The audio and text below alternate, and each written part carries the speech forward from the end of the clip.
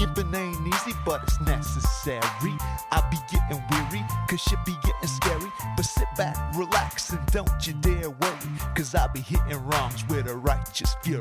Yes, sir, see, I am the only one.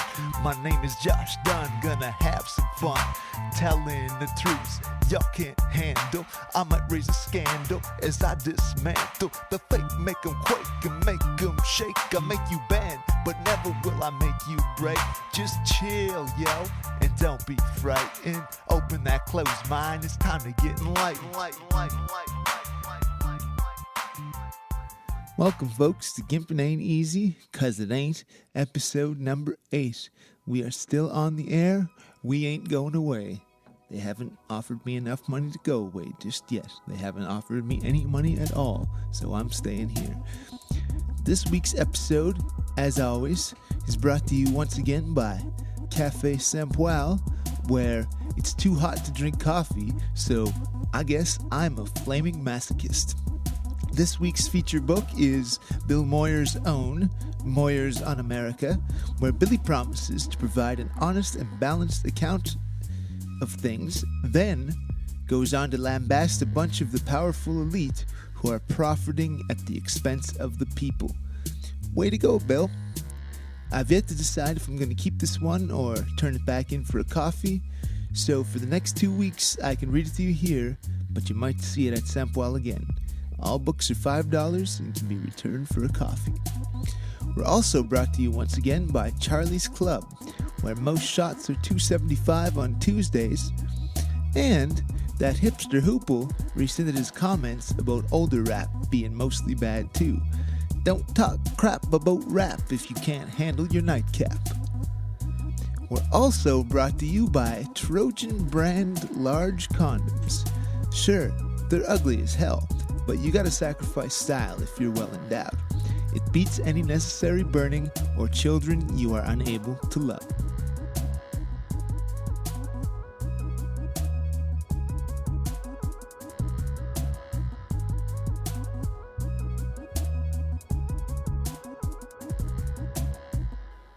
Just be real, man.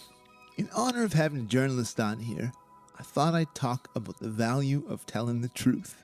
Or, since that can mean different things to different people, just being honest. It's easy for me because it's one of the virtues I most embody. Some of my vices include being lazy, too judgmental, not paying my share, a hot temper, and holding grudges. If I wasn't an honest sucker, I'd never tell you those things. Acknowledge your weaknesses so that you can most properly come to terms with them and be a better person. So often these days, people refuse to be wrong on even the smallest levels. Well, how can you ever grow if you're always right? And how can compromise ever be reached if no one is willing to give an inch? Now, I'm not saying you should accept the horrible treatment of someone in the spirit of being conciliatory. Like, remember that time when Reverend Lovejoy said to Marge Simpson during that marriage retreat? It really is all his fault. But in cases where you really love each other and the bad qualities don't cause abuse, try to accept each other's flaws, man. Ain't nobody perfect. On the other hand, if you really don't like somebody, don't pretend to be their friend. I ain't saying you gotta hate them or get them, but don't pretend to be in someone's corner if you're not. I know it can be exceedingly painful to hear, I'm not attracted to you, or I really don't even want to be friends. But hey, it's clean, it's honest, and at least you know where you stand. And stop perpetrating, man. So much these days, it seems that, I think it's because of the internet, everybody thinks they know everything. Well, you don't. I certainly don't. When you go around espousing complete falsehoods just so you don't look dumb, you come off looking like a complete moron in front of anyone who knows what you're jabbering on about. And worse, when someone who doesn't know any better thinks you do, they might spread your misinformation and the wave of ignorance becomes epidemic. If you don't know, say you don't know. There's no shame in that. There's plenty of stuff I don't know. Maybe, instead of spending so much time trying to look like an expert, actually put the fucking work into becoming one. The smartest folks I know ask a lot of questions. If the goal is to get smarter, you should probably ask folks a lot more stuff than you tell them. Don't pretend to be something you're not. Man, if we could start getting an accurate picture of the way folks truly are, then I think the world could become much more fair. But at present, we're stuck with a bunch of self-deceiving ninnies who would rather lie to themselves than be at fault in any way. We can never solve problems that we don't admit exist. Just be real, man, and let's have a better world.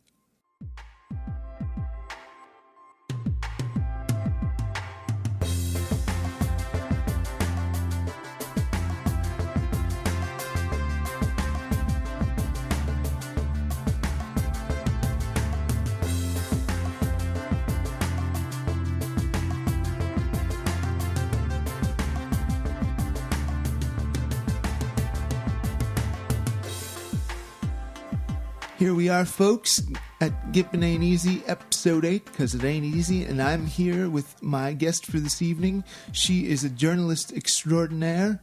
It's Maggie Rahr. How you doing, Maggie? Hey, Josh. Thanks for having me. Oh, thank you for being on. Yeah, it's an awful... Our equipment is about to melt, I think, in all this heat, but... Yeah, it's a little spicy out there. And so am I. So, for those in podcast land who might be watching this, Maggie and I know each other a little bit. It started when in grade 12, and she was a St. Pat's student and I was a QE student, but QE was offering the pilot film and video production for grade 12, so she joined in with me in that. And so I've known her a little bit for about 17, 18 years now. Wow, I think we've aged well, wouldn't you say? I think we're doing pretty good. Also, that was a good class. Yeah, Mr. Millay was the man. What's up, Kenny boy? Yeah, man, seriously, it was also really nice just to be able to cross the street, and go, leave the school and go to another school, and having that little tiny break in the day, it was really good. Right, there was you didn't hold the old Catholic and Protestant prejudice from years ago. No. Yeah, I had a bunch of QE friends, and they're still kicking. Yeah, they're not your sworn enemy. No, definitely not. I don't even have this planned, but I'm just curious. Do you remember what your year end of the film was? He divided us into some little groups, and what your year end of the year project film was. Oh yeah, I totally remember. So was it the end of year project? It might have been. I made a video that focused on a gummy worm with, do you remember those, or I guess you didn't go to St. Pat's, but there were these lovely twins called Phil and Ralph. Ralph's real name was Jeff. Anyway, Phil was great, and Joe Hirshhorn were in my group, and I'm trying to remember who else. But anyway, we had this idea that it would be like a white, a high school kid who is playing at being a thug, and he's sitting on a park bench. This is the story that we made, and he sees this gummy worm on the ground, and he's eyes it, and then reaches down, and it's all gross and gravelly and dirty, and he eats it.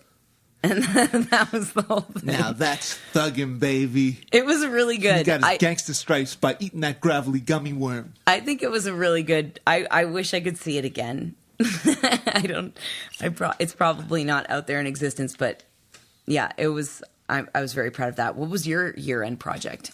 My year-end project was actually special. It didn't get voted by the class, and so Mr. Millay... Was there a vote? Holy shit, I don't remember this. For the year-end one, there was. Is there a language restriction, fellas? Oh, fuck no. Okay, good. Yeah.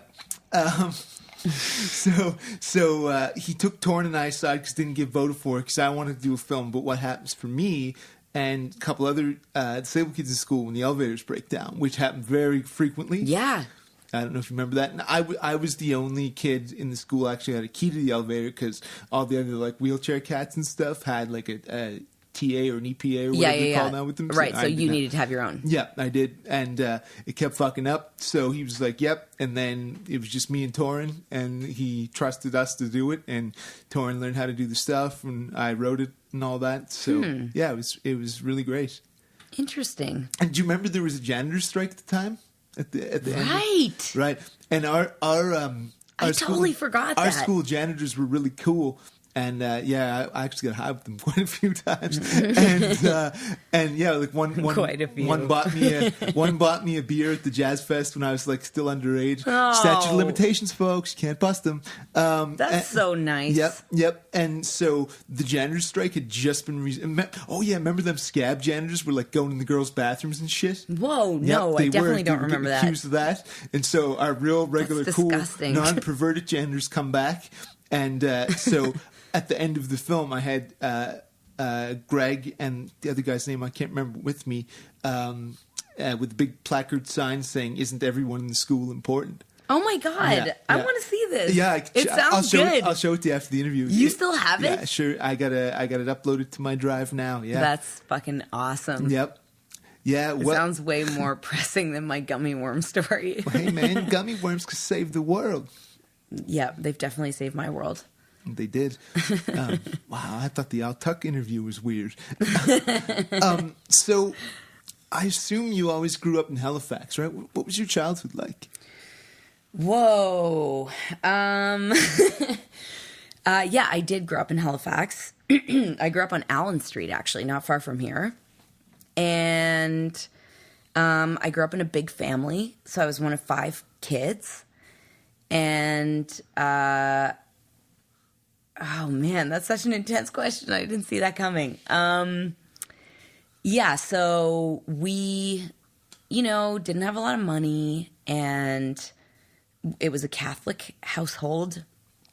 But my dad grew up as like a scrapper in Montreal kind of thing, and like Russian stock. Bare knuckles fighting, or like Yeah, he had some fights. like professional fights? No. Okay. But he apparently his legend. He told me not long ago that like he was known as a guy not to fight, not because he was an amazing fighter, but because he wouldn't like back down.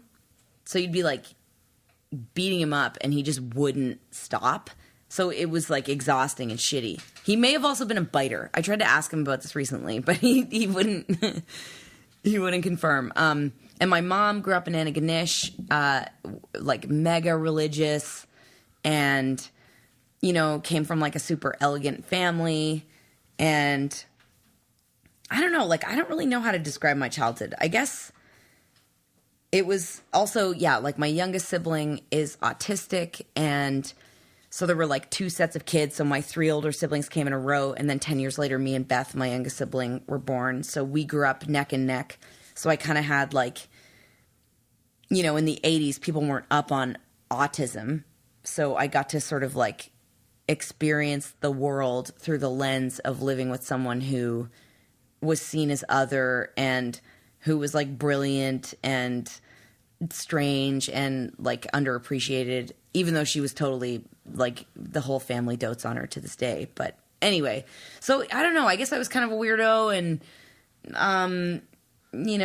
like pretty mouthy and sensitive, and I don't know, I just like rode my bike around and had like a little cassette player, and would like find trees to sit under and listen to like Paul Simon's Graceland or whatever. I don't know where I'm going with this. I can see clearly now the rain is gone. That's also a very good one. Was Yeah. that on there? No. That's not a even Paul that Simon song. song. That's It's a reggae song, but doesn't he do a version? Oh, I've never heard the Paul Simon version of that. It might be, hey man, all white guys look the same to me, so. Right. No. Fair enough. But I just want to cut in there because, believe it or not, I found out actually that I knew Beth a little bit because. Oh, really? Yeah, she went on the same special bus as me to QEH, and I knew that Beth was your sister like just the other day because my computer's so old. Like when I try to go, and maybe it does this for everybody's Facebook now, but like I type in your name, Maggie Rahr, instead of just going to your profile, it does like a search and puts on like some of your posts. and it was like a post of you and Beth from like 8 years ago. Yeah. And I was like, yeah, man, I went to school with her. So I never really talked to her much. But Yeah. What was she like? What was she brilliant in? She was, and is kind of, okay, there's a couple different things. One is like in her general demeanor. So she is like a very powerful human. So even from like my earliest memories of her, she was born when I was 2.5. So my entire, conscious life is with her. But she just has this like ferocity of like even her physical stance. Like she's a very strong person. Yeah. So she was very like, she was fearless. But in terms of her brilliance, a couple different things come to mind. One is her memory. So she might not be able to have like a linear conversation about like last week we did this and then we did this and then we did this. But let's say she met someone that she hadn't seen in like 7 years, like a cousin of the neighbors that live next door, for instance. If you said like, oh, you remember Michelle or whatever, and she would look a bit like, okay, she's thinking about it, whatever. And then eventually she would go, Michelle, green t-shirt, silver earrings. It was hot. We ate peaches or whatever. Like she has this whole recorded version of the world that we don't, access in terms of like regular memories.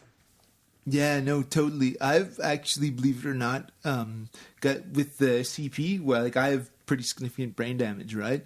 And I've got a bit of that going on too. It doesn't resonate in visual cues with me, right. But instead it's with like what happened and what was said. That's where my focus goes. So like I can get lost really easily, but so I have a big stand-up bit where I talk about like, don't tell me anything you don't want me to know because I will remember it. Right. So you have like a vault of very fucking pertinent information, but like mindless details about like 2 lefts then a right might escape you very easily. Absolutely. Interesting. Yeah. Well, I mean, I never knew that about you. And you've always struck me as like a very clever, clear guy.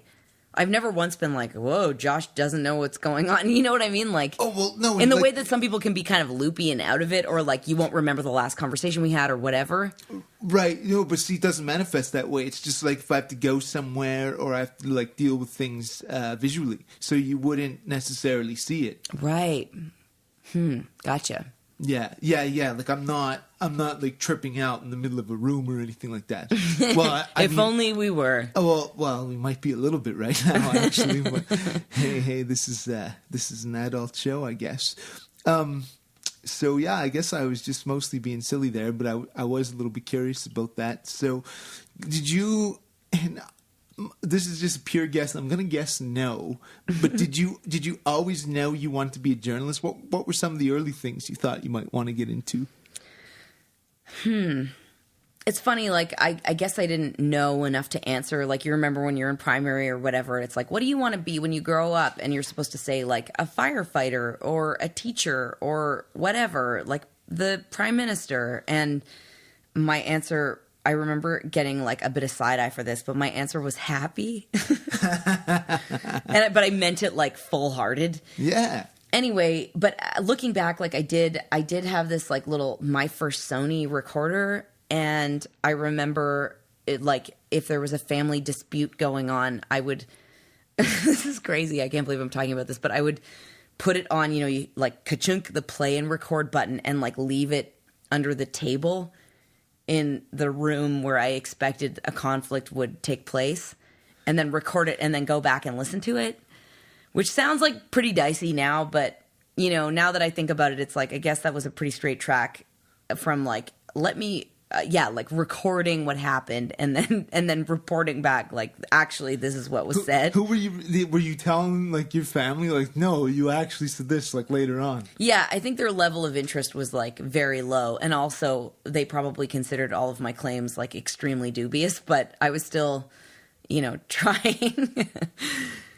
And stop taping me, Maggie. Fuck you, Fisher-Price. Yeah, those were phrases that were read across their faces, but not in words. No, they never actually said "fuck you, Fisher-Price." Yeah. They missed out on that one. And so did you decide like did you do the BJ at King's? No, I actually applied to King's and didn't get in. And my mother worked at the community college. And I, like, as soon as I graduated from high school, I just knew I wanted a job. I wanted my own apartment. I wanted to move out. I was fucking done with all the school bullshit, and I wanted to have my own life. Mm-hmm. But my mom basically insisted that I apply for the radio and television arts program, which was in Kentville at the time. And I begrudgingly agreed. I guess I'll say at this point, I knew that I wanted to work at CBC. That was kind of like a dream of mine. Oh, wow. Okay. And so I applied and then I got in. And the great thing about that program is that there are internships built in. So within like not very long of beginning that program, I'm trying to remember if it was maybe the second term, like the spring term of the first year, I think. I got an internship at CBC. Wow, and then I started working there that summer. So I was like 18 or whatever? Yeah, I was 19, yeah. Damn. Yeah. When I started working there. And that was it for me. It was like I was annoyed that I had to go back to school. In fact, I missed chunks of school in the second year because, I had work. So. Wow, yeah. So but you made it through. And this is interesting. I'll ask you this. Yeah, I'll ask you this now. What do you think? What do you think the responsibility of a journalist is? I think the responsibility of a journalist is to be ethical and humane, and to. This has actually shifted since I started. I mean, I'm now 16 years. But basically, I think that we all have, stories come up all the time. And we all have a natural landscape of, issues and shit that is circling around us. And I think that we have... Okay, here's where it gets complicated. So I think we have a responsibility to draw on the stories that are immediately available to us, right? The stuff that we hear about in our own lives. But I also think that we have an obligation to recognize that white male narratives have dominated news and culture and everything that surrounds us for so long that we have, I'm speaking as a white woman, that we have a responsibility to, it's like that saying, you got two ears and one mouth, so you should listen twice as much as you talk, kind of thing. Mm-hmm. I actually mentioned that in my intro, yeah. Not that example, but that specific thing, yeah. Yeah, so I think it's incumbent upon us to, work harder to listen to stories that we were unknowingly but willfully ignoring for a long time. That was a long answer. No, I'm sorry. Well, and I could tell you were trying to find exactly the right words to make it as accurate as you could to represent what you wanted to say. So I was cool with that. So the journalist's responsibility of today is to be. I think I'm paraphrasing here, but while still telling the truth, to be much more sensitive to different cultures and different. Narratives and different styles of narratives. Yeah, exactly. Recognize that we've basically been holding the megaphone for so long that it's tainted our perception of truth and reality. And so there's a fucking, amazing, gorgeous outpouring of crucial, critical, underreported stories. But yeah, at the end of the day, we got to be truthful and honest and hold up our own rigorous standards of fact checking and all that kind of stuff. But I do think that right now it's more important for journalists, white journalists in particular, to look beyond their own backyard, so to speak, and just really pay attention to the world, because at the end of the day, that's what the job is about. So yeah, open up to the world at large, but make sure not to go Fox News about anything. And I'm sure they're not open to the world at large anyway, so fuck those guys. Yep. Cosign. Co-sign on fucking Fox. Eat it, No, Murdoch. not fucking them. Well, not in a good way. Like, just Yeah. I didn't mean that sexually. Okay, got Good it. Lord. Don't make me ill on air, Maggie. Okay, you started it. I started it, and I'm going to finish it. So, if I'm not mistaken, you've done. Yeah, I can never leave the comedy behind. You've done print and broadcast journalism. Is that right? Yeah, exactly. So I started in broadcast journalism and also did a bunch of other jobs. Like, I started working on the show Weekend Mornings on CBC with a bunch of like guys that are super interested in music and like really quirky, funny guys, and ended up working in news on radio for a long time. And then I worked on like the morning and afternoon shows, but I also became a tech, and like I worked on a radio drama, and I worked in the TV newsroom, just like on the desk. Yeah. And then I had kids and was like, whoa, fuck, I can't do this anymore. Like, this is too much work. So I just one day was going to a meeting on street checks at the North End Library, police street checks. And it literally struck me like an arrow. It's like, oh, fuck, like you're going to go home and write about this on your Facebook feed anyway. Like, why wouldn't you be pitching this to an editor? So I called an editor and said, I'm going to this thing. Do you want me to write about it? And he was like, yeah, great. So then I did that. And then that was the beginning of my print life, which is new to me. It's like less than 2 years. Okay. So, no, I dig that. And I think that totally fits in what you're saying earlier about being more culturally aware. Just the fact of you saw those police street checks and you want to look into that and do the stories about that, right? Yeah. And I've come to understand there's a tremendous bias and racial bias in police work, right? Yeah. I mean, on the one hand, like, the police, it's like anybody else. There's assholes and there's good people that are trying to do right in the world and all of that. And it's a really hard job with shitty pay. But like at the same time, we always have to be cognizant of people who are in positions of authority and power and holding them to account. I mean, that's also like at the heart of journalism, right? Is making sure that the people who are deciding how our lives are going to roll out and who the people who are responsible for protecting and upholding our rights, like are they doing us justice kind of thing? Right. So, in other words, the journalists need to be policing the police.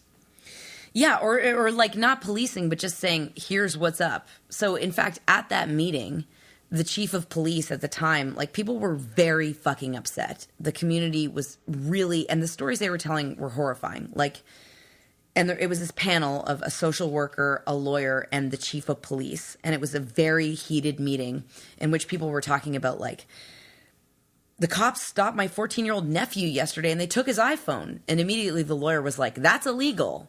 And also, like, anytime a police officer stops you, if anybody's listening to this, that this happens to you regularly, you can literally walk away.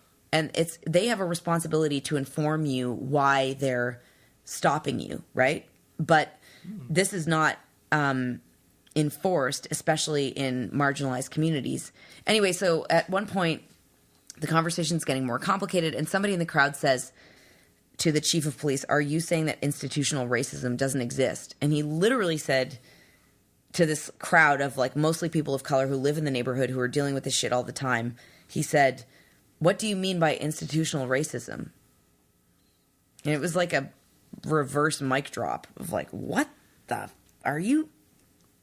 Come on. How especially with our... How old a fella was he? About? I'd say 50s. Yeah. Mid-50s. Do you know what I think? I What? think that maybe he like just, and this is me being very generous, but maybe just legit did not understand the term, but knew the concept. You see what Right. I mean, this is the thing. Like, you can't move into Halifax and be, 6 blocks down. The police station is 6 blocks down the street from a community that was forcibly placed there when Africville was bulldozed in the middle of the night and carted out in dump trucks. Literally, and then turn around and be like, oh, sorry, what institutional racism? And I'm not even talking about like fancy language here. Yeah. It's like, this is basic bitch shit. Yeah. Anyway. So, yeah. Yeah, no, that's no, I think that's really good because we certainly have to hold those folks to account. So, and I think one would hope a journalist doing that and putting that out in the media, it sort of goes beyond that neighborhood and maybe helps the neighborhood. Like if the neighborhood is getting outside help in rearranging the way cops do business, then maybe you can change it a bit. Yeah, well, I know for sure that like there are publications that are making a concerted effort to report on these issues in this community and others, and also to like welcome and cultivate voices from these communities that, as I was saying before, have been silenced, and to hear from them directly, which is super powerful and potent, I think. Right. No, I think, and yeah, you think there's now more space for that to happen? I do see a change for sure.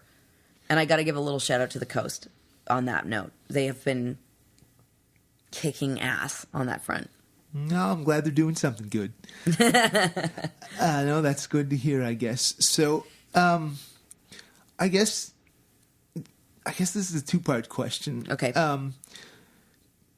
How truthful in general do you think the media is these days? Well, I mean, that's a very, context is super important. But I think that in order to examine your question, we have to really look carefully at power structures, right? So it's like, if you take the police's word as, like your lips to God's ear kind of thing, then you're not going to question it when members of the public rise up and say, this is actually not true. And I'm not trying to shit talk the police here. Like, I do have some people that I really trust who are police officers that have helped me understand the work that they do and how they work. So just like brief disclaimer that I'm not totally shitting on cops here. But yeah, like, I think it's such a hard question to answer. Like, how truthful is the media? Well, what are the errors in accuracy that various networks with a huge amount of power have been like propagating over decades and decades and decades, right? So, I mean, we have this structure, it's almost like a false idea of balance. So when you say, like, if you're going to report on, let's say, people that are upset about the fact that Doug Ford is elected and wanting to remove sexual education from all schools in Ontario, or at least bring it back to the 1998 level. Is that what he's doing? Yeah, it's been approved. So it's like everything that involves like consent, gender and sexual identity. I mean, it's fucking anyway. So, and I have a friend who says, I was in the Ontario education system at that time, and in 1998, here's what sex ed looked like: the boys got to go to the gym, and the girls sat in the classroom and were lectured about like reproductive health. And literally. And the boys didn't get no sex ed? It was just play basketball or whatever? It was literal dodgeball for the boys. So bombardment. So Jesus. Meanwhile, there's been this kind of uproar on Twitter lately about like, why are we giving these it's no secret there are like white supremacists and Nazis who are associated with the Conservative Party of Canada. Like, I saw a picture today, I wish I could remember her name, of a Canadian senator, like a Tory, posing with Faith Goldie, who is a literal white nationalist.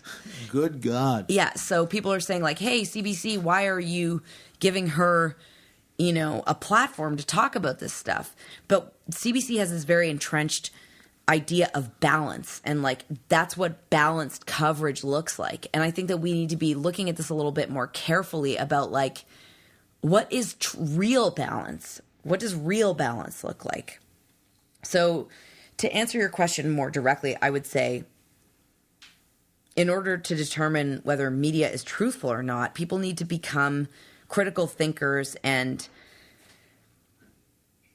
just be educated about their sources of information. I mean, we know that played a role in the American election in 2016. Like, blah, blah, blah. I could go on forever, but people will take blogs and various, quote, air quotes news outlets as, a reliable source when a lot of the time it's not. Now, people may accuse me of having an agenda, and maybe, they have a point, but like my agenda is upholding human rights, so deal with it. Right. If my bias is in favor of human rights, like, I'm gonna fight for that one, man. And yeah, that is a bias, but like, so what? It's the right bias. Yeah.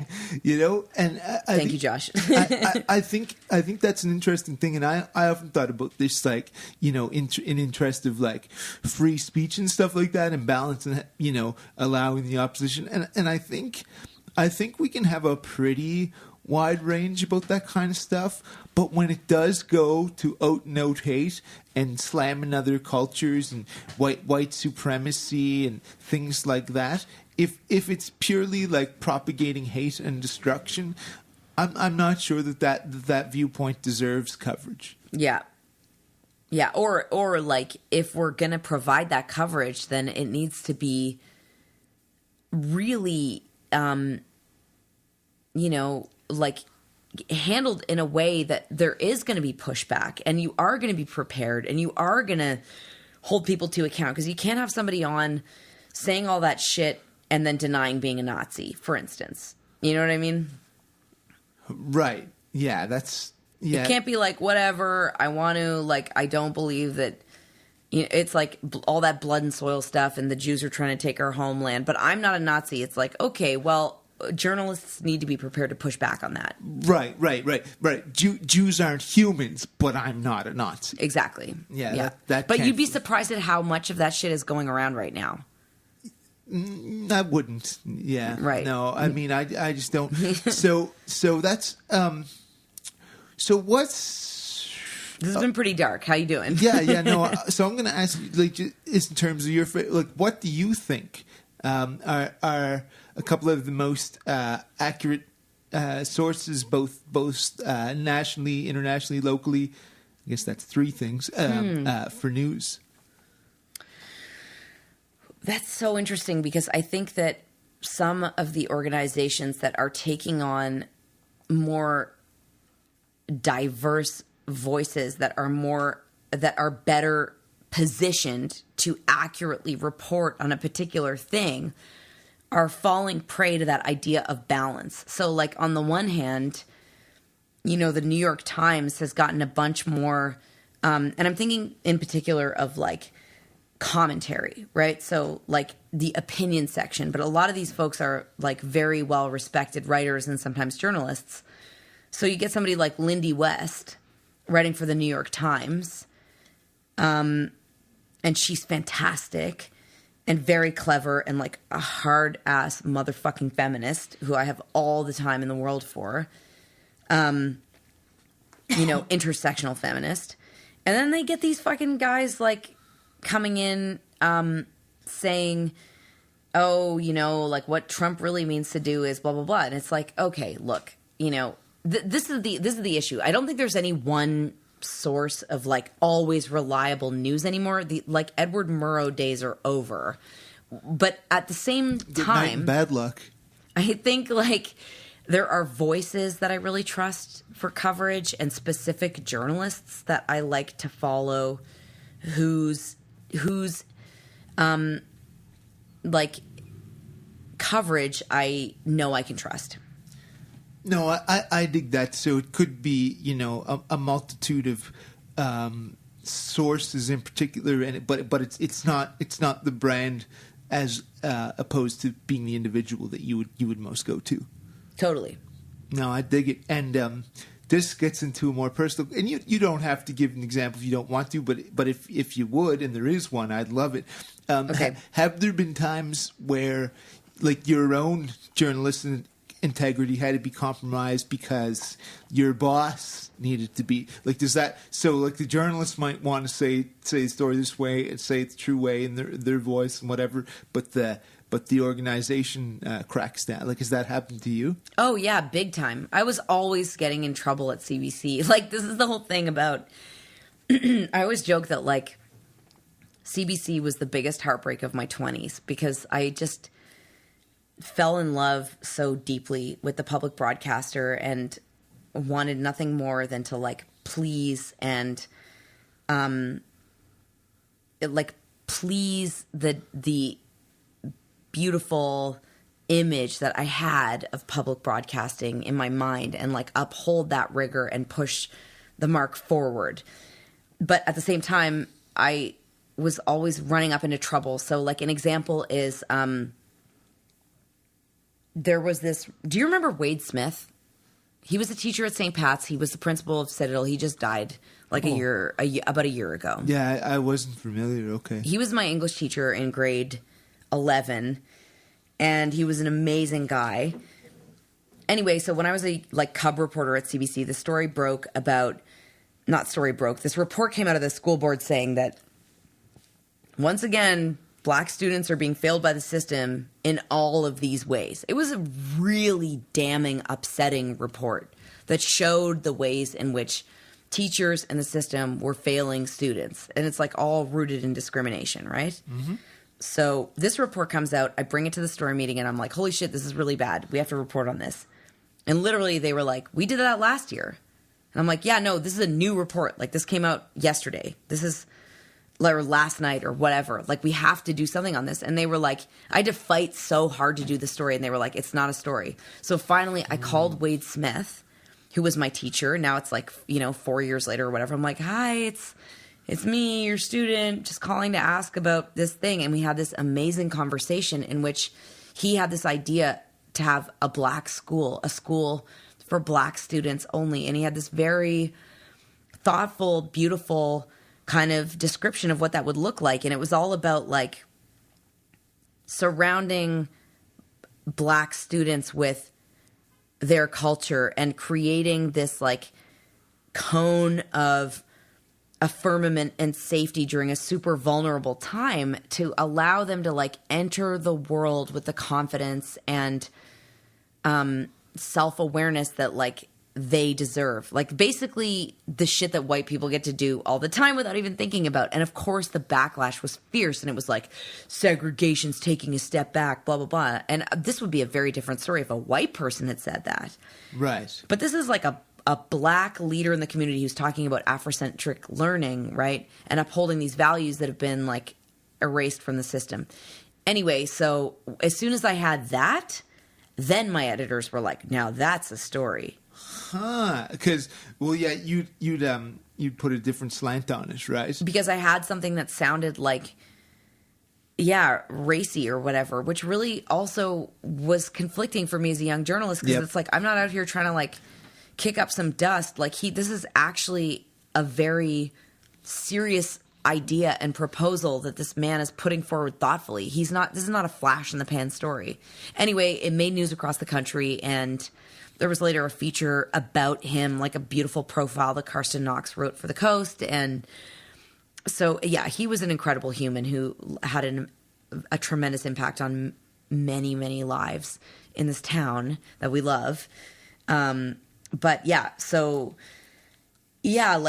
had many instances in my career of being told, like, you can't do that, or it's been done, or like like being accused of pushing an agenda when really I was just trying to raise the profile of shit that wasn't being covered. Yeah, I think one of the things that really struck me about that was, okay, like, so what that this happened a year ago, the fact that if something is still wrong, it's still going on a year later, you should be and have a responsibility even to report about it again. But there was literally nobody in that room that was like, I want to hear that. And this was a very, like, I loved those story meetings. People would go like, oh, you know who you should talk to is blah, blah, blah. Or here's another element. Or you got to talk to this expert. Or did you ever hear about this research? Or I know a guy who blah, blah, blah. Like it was a very collaborative room. But on issues of race and gender and anything like that made people feel queasy, it was really quickly shut down as a non-story. Jeez. Yeah. Yeah. So I'm going to ask you, do you need any more of this? Yeah, I'll take a little smash. Yeah, we're drinking Monsieur. again, folks. I'll let you fix your own drink because I'm talking here for a second. Thank you very much. So I guess I wanted to ask, just do you think generally, like the media bringing like to bad situations does actually make them better, or does it sometimes risk just being exploitative? Like, we'll present the struggle. Yeah, you just nailed it. You answered your question in the question, and the word is exploitative. Right. So if the people at the heart of the story have agency, and if they're actually being heard, and if they get to, if they're not being used as like a prop in the story, like, of course that's going to fuck people up and just lean into all the stereotypes and the fuckery that's like gone on forever. But if you're approaching the story respectfully, and man, like, you got to have some humility in this business. I'm telling you, like, I fuck up continuously, and you just got to like accept feedback and let people correct you when you're wrong, and dust yourself off and keep going, and like trust that it's just building up your arsenal, and that, but you gotta fucking stay humble. Like, this is the crazy thing about this job that I don't think people really understand, is like, sometimes there's this image of like, oh, the, like, celebrity journalist or whatever. Maybe that's inside baseball. Probably not, neither of you could like have an image of a celebrity journalist, but really, like, you gotta be, I get it. You gotta be close to the ground, and you gotta be humble to earn people's trust. Right. And actually, I wanted to have and just because I don't really follow news like I once did, and I did a spot with somebody who was quite something, and I didn't even realize that it was Craig Oliver. Okay. Yeah, and he interviewed me. And, when? December. Whoa. Yeah, it was part of AMI's thing. They just wanted a comedian with a disability or whatever. Yeah. So I thought he was a great guy, and then I found out he was a famous fella later on. Yeah. What was how did the item turn out? Were you happy with it? Yeah, fuck it, I'm going to say it. I have some issues with the organization in general, but I liked Craig quite a lot. So here's the thing.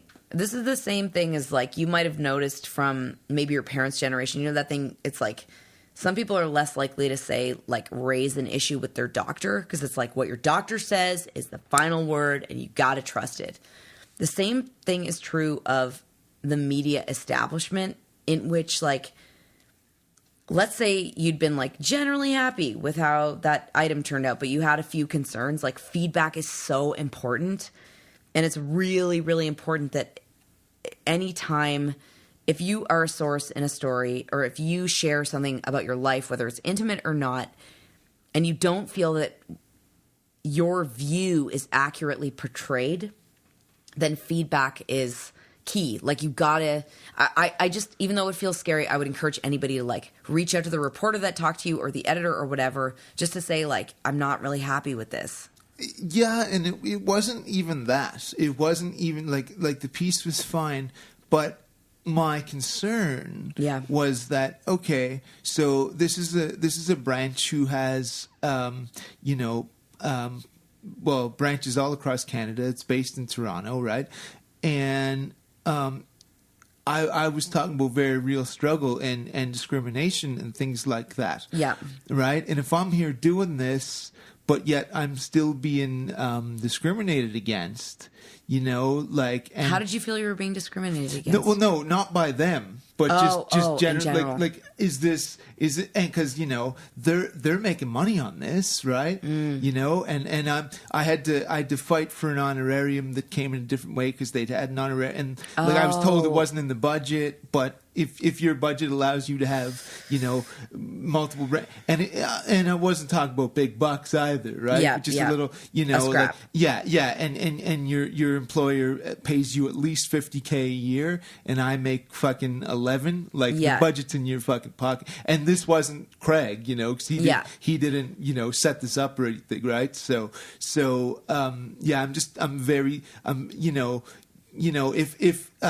if everybody profiting off the struggle is everyone except the person who's struggling, then I find that a little bit... Yeah, that's not a great equation. Right. So that's just my sort of sour grapes. Yeah. I get it. Yeah. Yeah, and... it's reasonable. In lieu of that, I guess I kind of wanted to ask you, like... Because, we've talked a lot about some minority stuff and how... the importance of different racial perspectives and gender perspectives, and I find orientation perspectives are in that equation now. But in honor of the show, why are there no gimps in the media, man? Yeah, seriously. Right? Do you kind of feel like ableism is the last piece of like wake the fuck up? That people actually, there's like such a huge broad swath of people that just don't get it. Yep. And again, and I'm not talking about like comparing or dismissing no. anything. And we know that people who are already in like racialized folks, people living under like various forms of oppressions, if you are also disabled or living with a disability, then you're dealing with like a fucking double-barreled fuck you from the world, right? Yep. And can you pass me that whiskey back, please? And I've just been hogging it. I put it down. That was a joke. oh, there's still some left. Excellent. Oh, come on. I'm winning, folks. I'm winning tonight. Well, I think there are a couple things going on, and I'd actually encourage you to watch. It's on the Gimp Ain't Easy YouTube channel. My theater show, especially the last part of it. Okay, I detailed it, so I'm not gonna. And all you folks, Gimp Ain't Easy fans, watch my theater show. I'm still here on our YouTube channel. But I think that. Yes, that is the last piece. I think there's a couple things going on where, okay, like not last, but like last big thing that is yet to be addressed. Yep. Because, you look at other minorities, like I mentioned, right? Like we talk about the racial, the gender, the orientation thing. There's nothing wrong with being gay or black or a woman, unless the person making that judgment is a bigot, right? But if you are disabled, there is something wrong outside of just, it's not simply just an ableist perspective to look at a disabled body as wrong. There are malfunctions, there's legitimately shit that doesn't work right, So I think in that way, it's much harder for people to see us as human beings. Yeah, that's a really good point. I also think it's like, for all of history, our approach has been to remove people who aren't considered, air quotes here, normal, like to literally remove them from view. Like we were just talking about, I went to school with your sister Beth. That her classroom was in the corner of a basement. Yeah, right. And that was like in the 90s, like at 2000, 2001, 2002, Yep. And so we have this problem in our culture about invisibility of like, I don't want to fucking see that. I don't want to hear about it. I don't want to think about it. It's not for me to deal with. And it's like, how nice for you to not have to think about that. And it almost seems like the biggest in right now to conversations of this nature are around our aging population. So it's like, oh shit, we got to get ready. Like the majority of our population is going to be facing like all of these incredible issues, dementia and all of the things that we know come along with age. It's like, yeah, but also what about the people that are just living with that right now? Yeah, I never thought of that, but these baby boomers getting older and having body malfunctions might actually lead to me getting some more rights. So you baby boomers out there, you live hard, you don't take care of yourselves, and I'll finally get mine.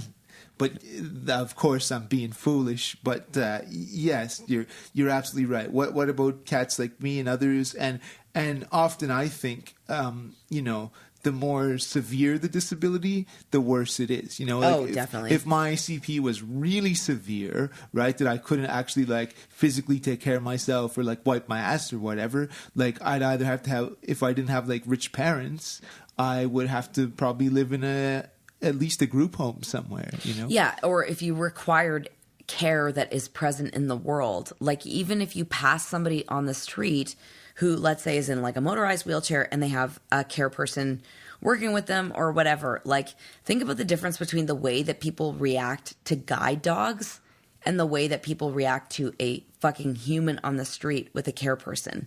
Where to the point where you have to like, those like, please do not pet the guide dog signs or whatever. Right. It's like, this dog is working. Like, do not Like they are providing a service. Do not interrupt. Yeah. But like when I'm asking this question to any like able-bodied listeners who might be out there, like how do you react when you pass somebody on the street who has a support worker with them?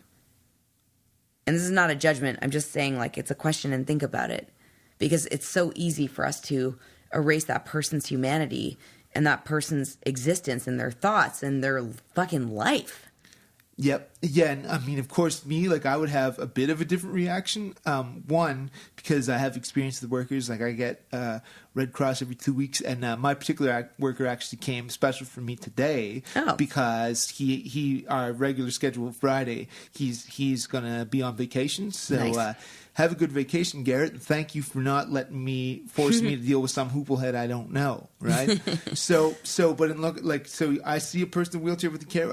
I'm looking at the care worker to see how they're treating them. But there's another side of things too, where I look at how bad it is for folks who are disabled, and some are like really fucked up because of how bad it's been. Oh yeah. So even I want to avoid talk to them because they're on another and.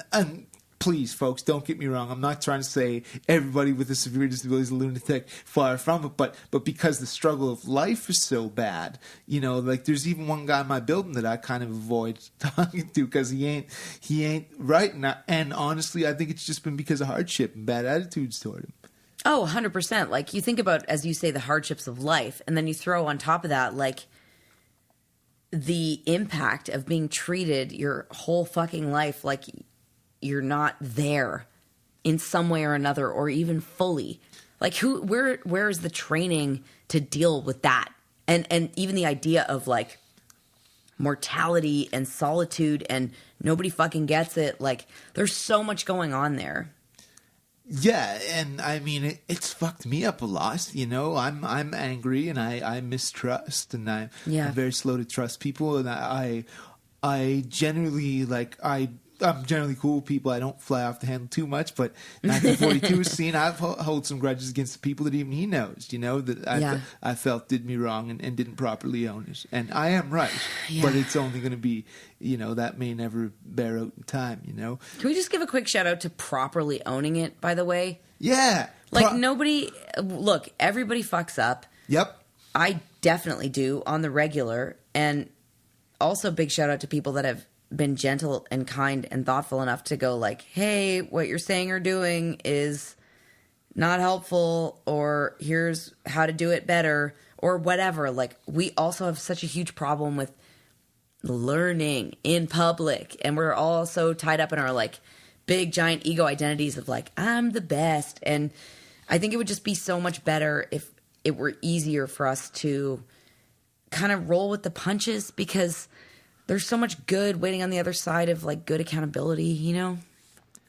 Yeah, man.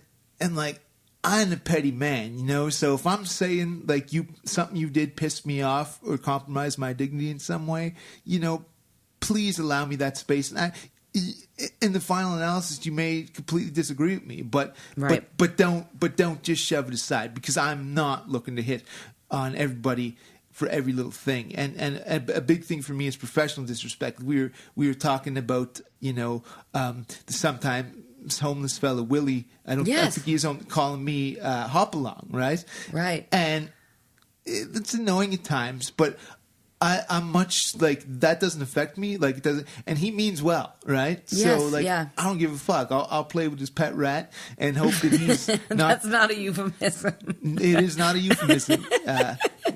Kabooboo, I think is his name, Kabooboo, and he had Kabooboo on my lap, and then I thought Kabooboo was dead because Kabooboo wasn't moving, but I give him back to him, and he was all right. Was he like having a nap or whatever? I think, well, yeah, but his fucking eyes were open. It was weird, man. Okay, I gotta tell you, I had the most beautiful, the most beautiful thing happen with Willie, who is a like regular in our neighborhood, right? He's a regular guy around town, and I gotta say, like, it's been years since I've been seeing him, and you know, we nod at each other, whatever, but I didn't know his name until last summer, and here's why. So I was walking home after this like mega piss up. I don't even know what it was, but it was fucking late. It was like 3:30 or 4 o'clock in the morning. And I passed Willie on the street like a block before my house. And he asked for a dart. And I was like, yeah, of course, here you go.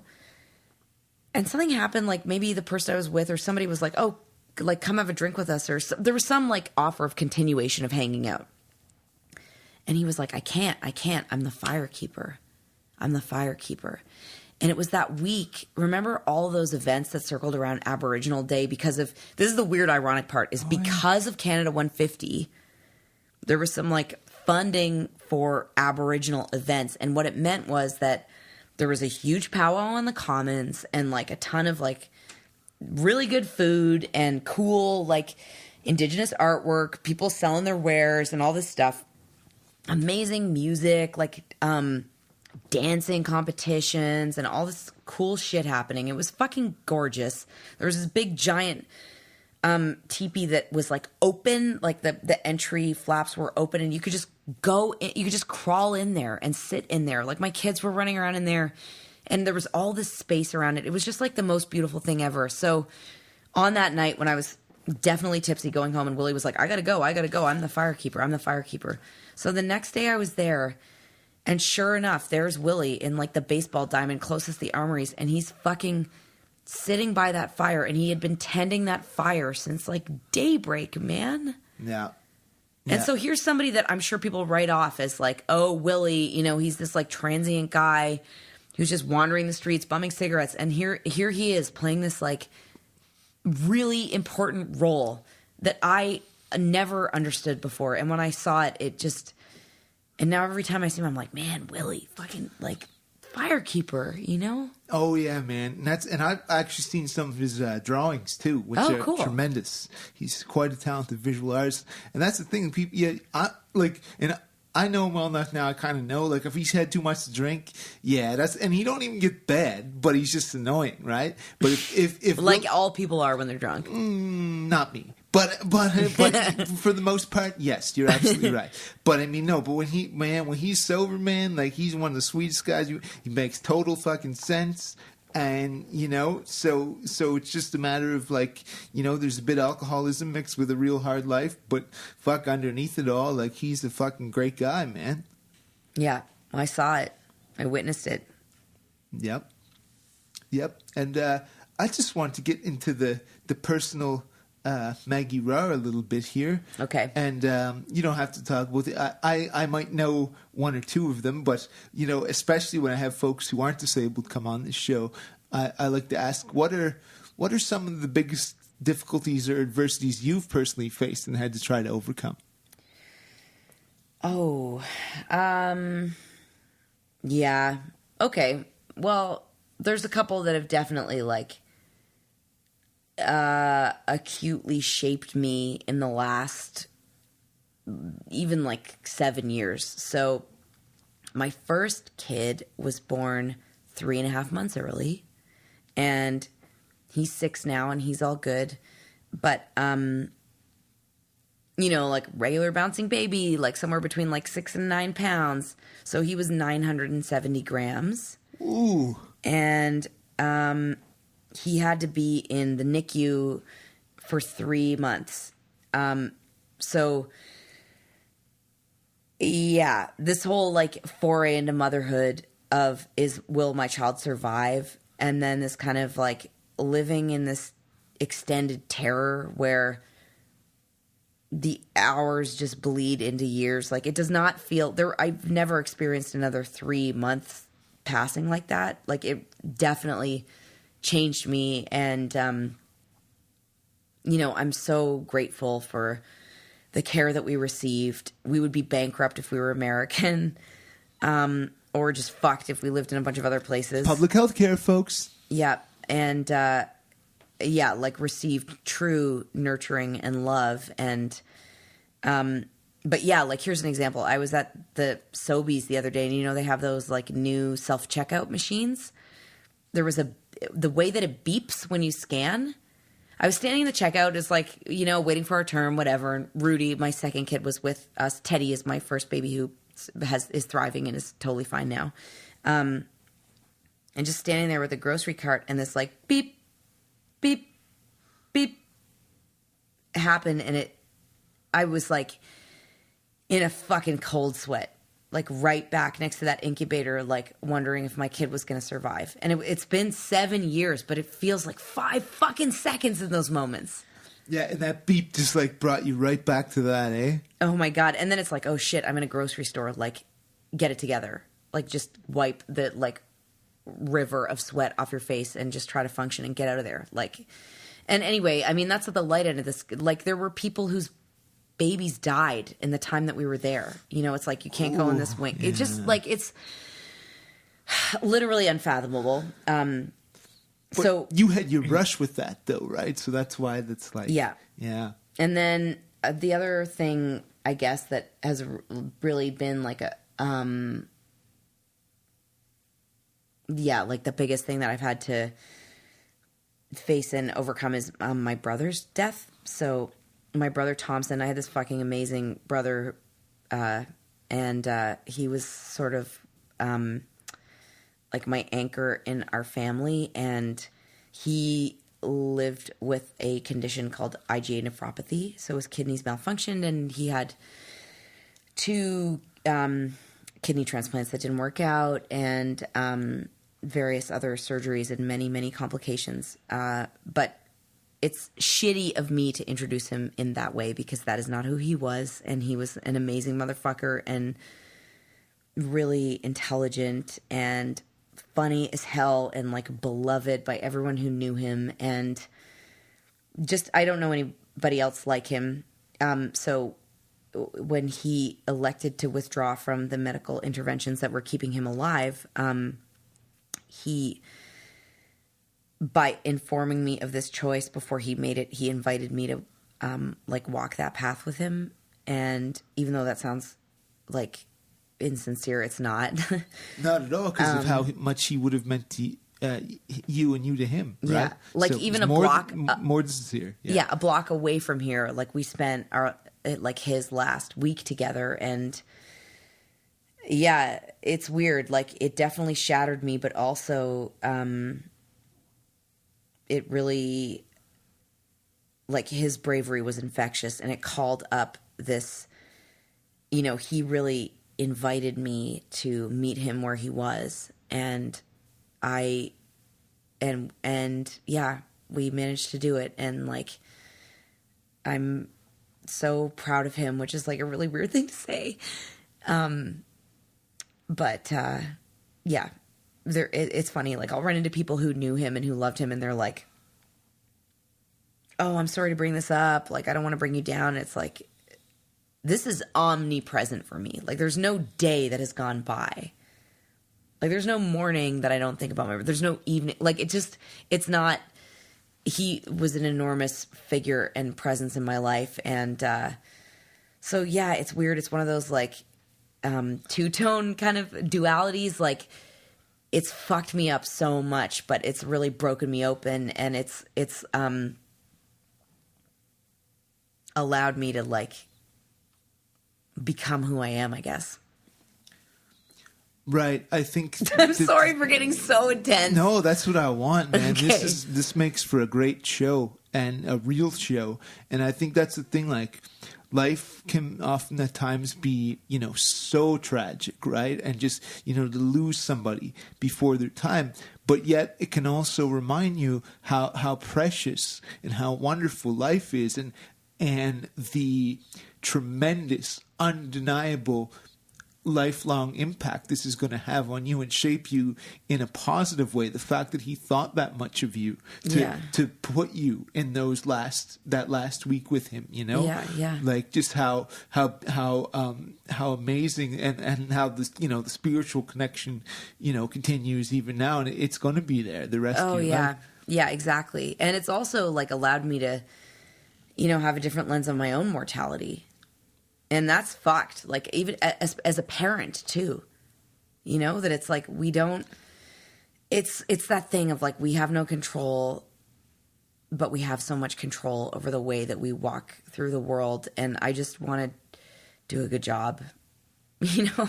Yeah, no, and yeah, you've got children that you've got the responsibility of doing that for. So I hope that's like a onus for you in a positive way, you know? Oh, definitely. Yeah. I also am like constantly like, oh shit, I shouldn't have said that or whatever, you know? But here's the thing. It's like, there's a million opportunities all the time to be like, okay, guys, come here.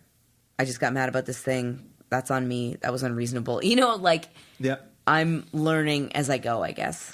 And also from that, in a good way, they learn, oh shit, mommy makes mistakes and she's not perfect. And Christ, she just owned him. So, you know, maybe when we make mistakes and other things fuck up, it ain't the end, you know? Yeah, what I mean? exactly. It's not the end of the world. And you just have to like scramble your way to accountability, Yeah. you know? And they can just learn to deal better. Yeah, I'm getting close to the end. I got a couple more here. But, Okay. But, and going more positive, what would you say have been your greatest accomplishments? They could be professional, anything. Anything. Wow. Well, yeah, just circling back to that time in the NICU, like when we got home with the baby, with Teddy, when he was healthy, and it was like, okay, we made it. He's going to be okay. I really fell apart and, you know, fell into this like super dark. Basically, it's like all of the traumatic shit that happened that I didn't have time to absorb while it was happening kind of felled me. And I had this very clear moment of realizing, like, if you don't deal with this now, you're going to be an asshole. Like, you have to face this shit, even though it's terrifying. You have to go all the way into that deep, dark, horrifying shit and face it and find a way to, like, integrate it into who you're going to be in the future and let the pieces go that you can shed. And I don't know if I sound like an asshole saying this, but I'm really proud of myself for doing that because, like, in that stretch, it's like, oh, I understand why people jump off the bridge. I understand why people become addicted to drugs. I understand why people lose a capacity to sense hope. Like, I get it.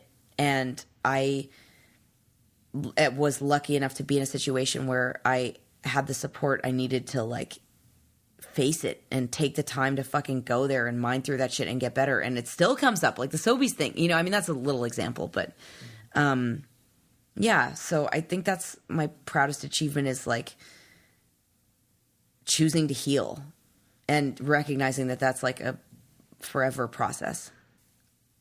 Yeah, I think, like, being able to heal and, like, also, like, you know, fucking being baptized by fire, you know, and coming out on the other end of it without being so burnt that you could still function, you know?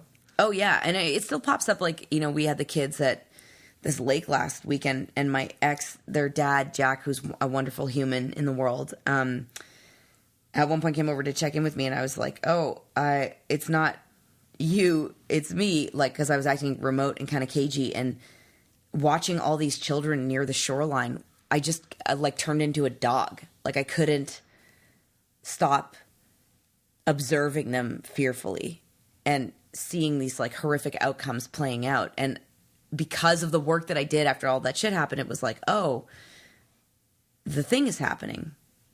These aren't outcomes. Your brain is just, like, exercising its trauma, and the children are fine, and it's okay. And you're freaking out, and you're here. Right. And I think some of that, too, like, might even just be natural parental instincts. Oh, definitely. It's just, like, heightened to a fucking unimaginable max. Trauma. Yeah, absolutely. Absolutely, no. And, yeah, it's like, yeah, you've got to take and I have to too, like, even when I get down in life, it's like, you know what, like, no, I'm not fucking dying, and it's not, like, yes, I do fear the worst possible scenario, and I'm miserable, and I'm really fucking sad right now, or this and that, yeah, but it's not the end of the world. There's still plenty of time left, you know. Also, I should say, like, in terms of the joy category, like, I'm so proud of my children And even though I generated them with my body, I still also kind of feel like I can't really take claim for that because they came into the world as their own little spirits, and they're on their own, they're on their own journey, and you know, so I almost feel like it's not fair for me to be like, I made that, but I made that. Yep. You were the part of the big bang of that process. Yeah, exactly. Yeah. Is there anything at all you'd like to add? Yeah.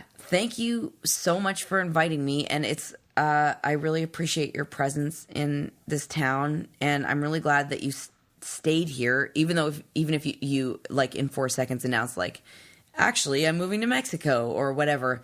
I would support you in that, but I also think it's great that like Halifax gets to have a fellow like you around here, and we're lucky to have you. So thank you. Well, that's awful sweet of you, and I think Halifax is lucky to have me too. I mean, I think Halifax is lucky to have you too. I haven't seen any of your journalism that you haven't posted on Facebook, but I have seen a lot of your Facebook posts. So now I sound like a total wanker. So yeah, I know. Thank you, Josh. I know for where saying you're that. coming from for the most part. You know, I think. Yeah. And so that's been really cool. And in a lot of ways, you know, I'm glad I stayed because it's home. It's all I know. Yeah. Like thinking about this little heat wave that we've been having, like it's been bothering the fuck out of me. Yeah. But like, how much worse would that be in Montreal or Toronto or New York or Mexico? Yeah. That's real. So, and just one final one. What would you say the meaning of life is? Yeah. Well, here's the thing. I'm kind of like a hobbit. I have to recognize that like certain things are too big and too vast for me to consider. So, you know, I think a lot about like consciousness, meaning like the mind's ability to recognize itself and existence in the world and all of that fuckery. And that really trips me out a lot. So I think that's like the great mystery of existence is our consciousness. And we can only kind of interpret that individually. So I'm sure everything I'm going to say you've probably already heard, but like I think the meaning of life is to, in my own capacity, is to like be loving and to try not to harm and to like be accountable if we do harm and to try to like live a life that allows like justice and joy to flourish. I like it, folks. Allow justice and joy to flourish. Don't perpetrate. Own your shit. And, you know, really try to make the best of things and forgive people. And I think on that note, I'm going to Mexico. I might have a major deal to procure of some kind. I won't say it on the air. Safe travels. Thank you. I've been Josh Dunn. She's been Maggie Rahr. This has been Gimping Ain't Easy. Remember, folks, you look yourself in the mirror. You give yourselves that Ric Flair. Woo! Because you are the greatest of all time. I know I am. Good night. Mark's asleep. Is he? Yep. Our audio man has gone out. Is he outside? He's in the chair asleep.